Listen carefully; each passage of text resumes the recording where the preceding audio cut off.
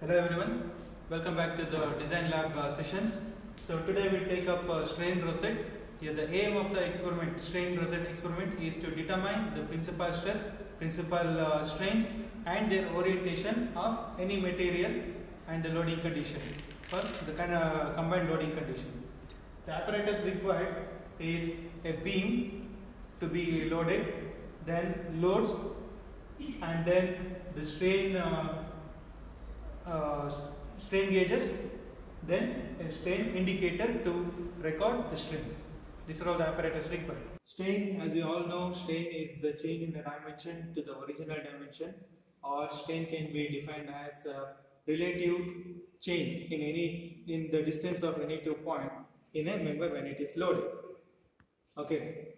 The stress will be induced inside the body that we cannot feel, but we can feel the deformation because it is happening literally. So we can feel the deformation. So while coming to the experiment, we are going to measure the deformation on the body when it is loaded. From that deformation, you are going to calculate the strain. Then from that strain, you are going to calculate the stresses. There is the procedure to calculate the stress ultimately.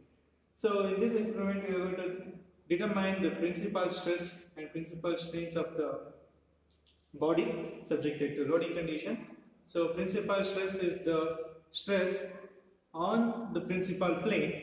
The principal plane is the plane where the shear stress is 0. Where the shear stress is 0, the corresponding normal stress will be maximum on that particular plane. That maximum normal stress is called as principal stress. So aim of this experiment is to determine the principal stress and the principal strain of the component or the material. Okay, so the title is strain rosette. Okay, strain rosette, where we all know about the strain. Rosette may be the new term to you because about strain rosette you will be studying in experimental stress analysis subject that will be in the elective. If you have chosen the elective experimental stress analysis, you might have studied, but if you are not chosen, this will be the new one. So it is essential to know about the rosette now. We all know that strain gauge or the dial gauge, it is a device or the instrument employed to measure the strain on the body when it is subjected to load. That is strain gauge.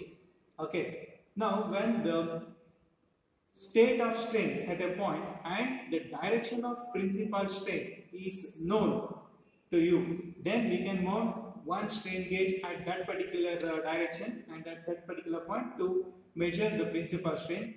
But when the direction of the principal strain and the state of strain at a point is not known, then we need to mount 3 or more strain gauges at a point to determine the principal strain. So the resulting arrangement of strain gauges at different locations is called as strain rosette. So a rosette, strain rosette is a set of arrangements of 3 or more strain gauges at a point. So we have so many types of strain rosettes are there. Out of that, delta and rectangular are the most promising and most using strain rosettes. In delta arrangement, 3 strain gauges are mounted 120 degrees apart, and in rectangular arrangement 3 strain gauges are mounted mutually perpendicular to each other. This is the arrangement of strain gauges in delta as well as rectangle. So this is the experimental setup for strain rosette.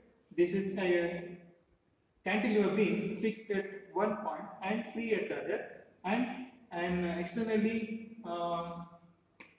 lever is there. With the help of this particular lever, if I mount this weight on this lever, this load into perpendicular distance converted into moment, so we can apply externally applied moment to this particular.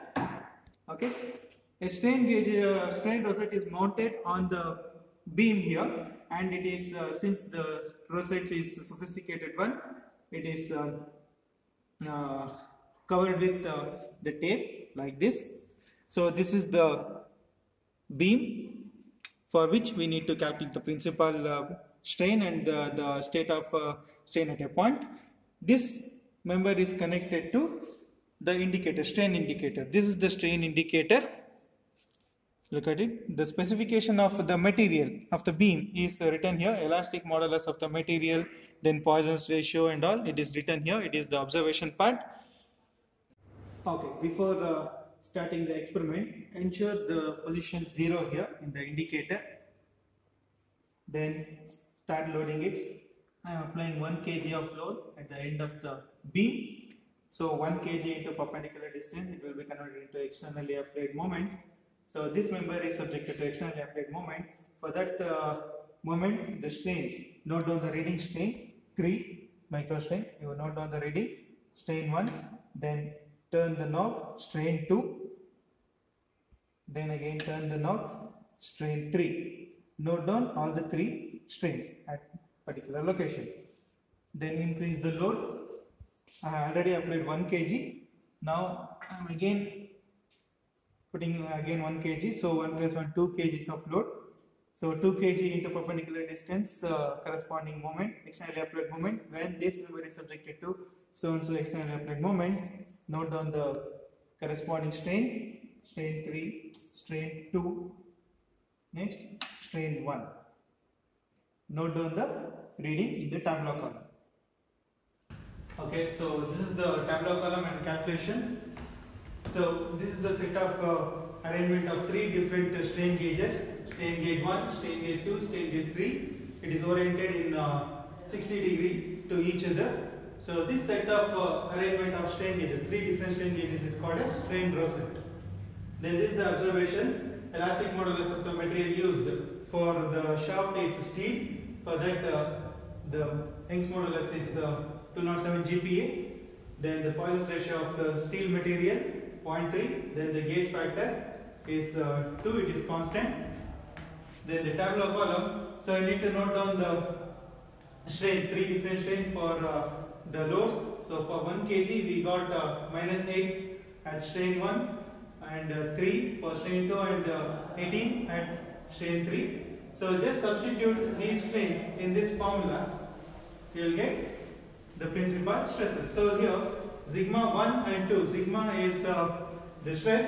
Sigma 1 is principal stress. Sigma 2 is minimum principal stress. Maximum and minimum principal stress. So in this equation you can observe there is plus or minus. If you use plus sign in between, you will get maximum principal stress sigma 1. If you use minus sign in between, you will get minimum principal stress, that is sigma 2. So substitute these values 1, -8 and 3 in this formula. You will get 3.6 Newton per meter square as maximum principal stress sigma 1 with positive sign. Then you will get 1.04 Newton per meter. Okay. Similarly, calculate the principal stress, principal strain, maximum shear stress and orientation of the principal planes for the next trial, that is for 2 kg. We obtained as -16, -10, 24 while conducting the experiment. So substitute these values in the same formula. You will get for the 2 kg load.